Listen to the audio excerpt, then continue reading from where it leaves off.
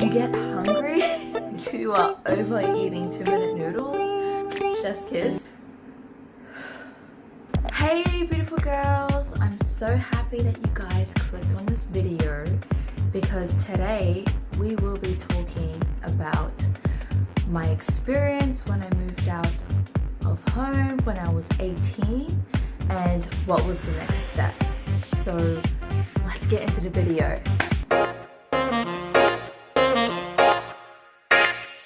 So what was the motive for me to move out at such a young age? My motive was to go to college, move in with my partner. Another reason why I moved out was not because of my family, but it was just because of the environment. I felt like I wasn't growing in the States, so I just wanted to move out because I still wanted to overcome my fears and my insecurities, but I felt like I wasn't going to do that if I stayed in the same place. Was it hard moving out? Well, yes and no. I mean, like, I had my boyfriend to support me when I wanted to have a breakdown, but at the same time it was like a growing spurt for me mentally. But think of it as this way. Now I'm not afraid to catch transport by myself, and now I'm learning how to invest and giving myself a new routine, whether that might be I would include going to a park by myself. The hard bit about moving out was the settling. I must say that was a long process because I just finished high school, so I wasn't working. I just wanted to move out, had to get settling. It was a long process, a lot of forms to fill out. There was this one time when I had to fill out a form over the phone with this settling lady, and what happened was that it honestly took us, I think it was 40 minutes just to fill out, and then once when we finished, turns out it didn't save, or it was either didn't save or the computer just like blacked out, and then I had to stay on the phone for another 40 minutes, and that was just one experience of my bad settling moments. That was, oh my gosh,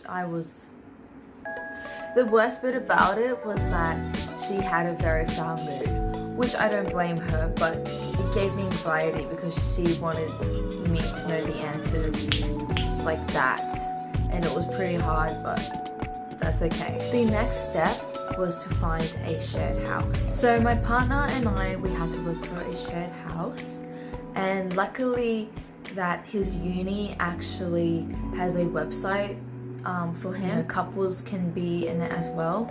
I'm pretty sure we visited only 5 houses. We were really selective with our choice, making sure that the bus stops were nearby, or else the shopping centers, because we don't have a car. So that type of stuff was really important to us.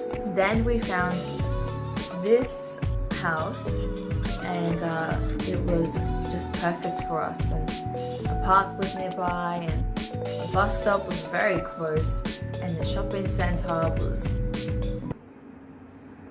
We absolutely loved the neighborhood. Did get along with our roommates. There are some passive aggressiveness in the household, I must admit, but that was only in the beginning.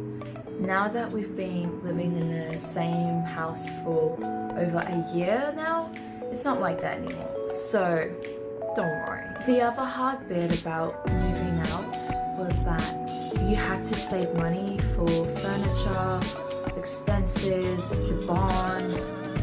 It can take a financial hardship on your personal life because you might be the type of person who's used to not needing to be tight on your money, you know, You might be that type of person. Or else you might be the type of person who struggles to save and don't exactly know what to buy for yourself.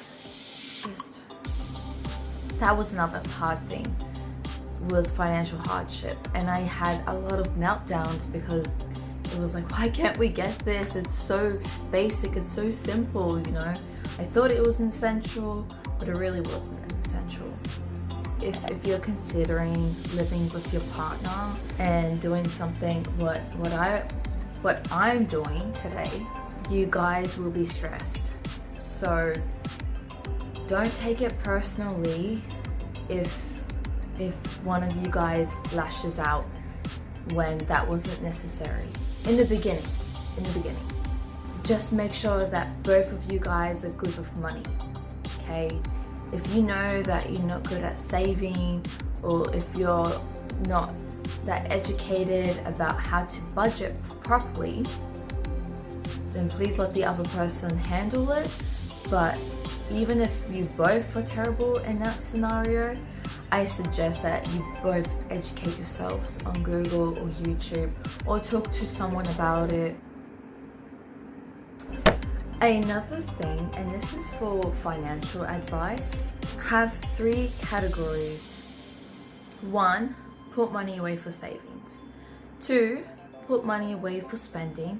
And 3, put money away for your groceries and your bills.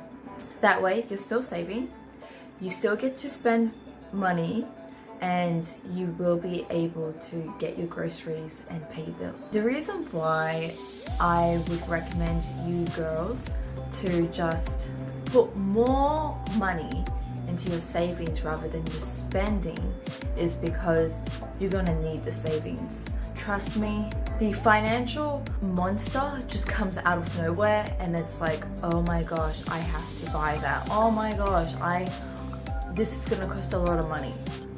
Trust me, okay? The greatest benefits from moving out was that I am very career focused, and I just care about my career, I care about my life, I care about my jobs, everything. I just care a lot. Whereas before I didn't give a I didn't care, but now I do.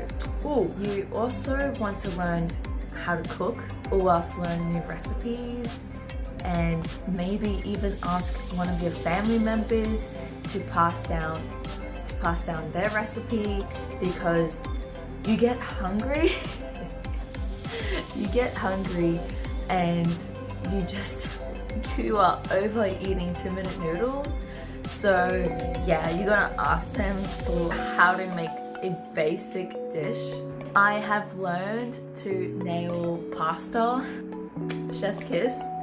It is the best. So here is my short story about me moving out at the age of 18. My boyfriend just had bizarre thoughts because we were in a long distance relationship. One day he just literally woke up and said, we need to move out.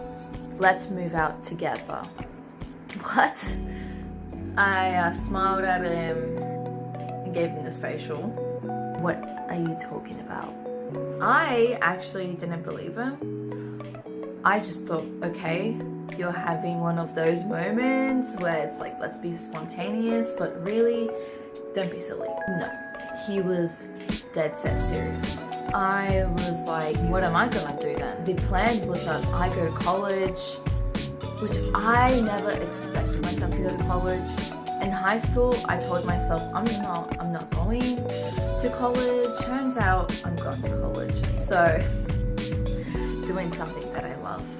Once when we discovered that Centrelink can help us and that we can get financial help in the area of our moving experience, that's when we started to plot.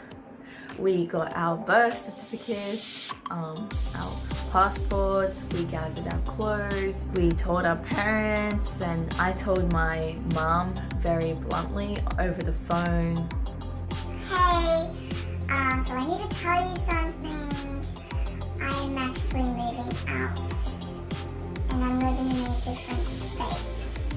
with my boyfriend. She didn't believe me, even once when I went back home to go get all of my stuff. No one thought I was going to make it, honestly. They were waiting for me to crack like 6 months or 4 months. I actually went longer than they expected, and now they've just accepted the fact that this is where I live now. My mom didn't get mad at me. If anything, she was just in complete denial, and she thought I'd come back. But I visit my mom and my family like every 4 months and 1 year. You will miss your family, and you will also realize how much you appreciate your family as well, because your siblings, your cousins, your aunties and uncles, your grandparents, and especially your parents in general, you just realize that, wow, you actually played a part in my everyday life. I miss you, and you would just want to call them or something like that. That's all for today. Thank you, girls. I hope you enjoyed this video. Give it a like and subscribe. Bye.